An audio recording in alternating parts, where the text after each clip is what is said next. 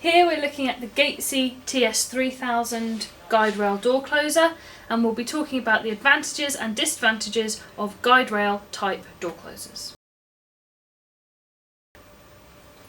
So the arm is vandal resistant, meaning if people were to swing on the arm, it just disengages from the guide rail, not causing damage to the body, and at a later date you can just pop it back in. The door closer has a lower profile than most other systems. As you can see, the arm doesn't stick out, so it can go almost flat against the door. It can be fitted hinge side and opposite hinge side. The guide rail can be fitted to the underside of a frame or a wheel using an extra bracket. Here you can see, behind the slide plate, adjustment screws for the speed of the opening and other things like back check.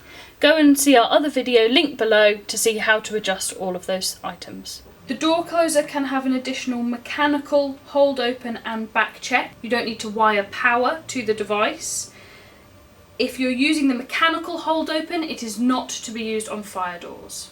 If you do need to have hold open on a fire door, you need to have it powered, but you don't need power to go to the body on the door. You just need power to the guide rail on the frame. This is much easier to wire to. With the guide rail door closers, the opening angle is restricted to 120 degrees, meaning you can't get the full 180 degree opening. The guide rail options are often more expensive than the scissor arm door closers. For the guide rail door closers, there's less adjustability in the position of functions like back check and delayed action.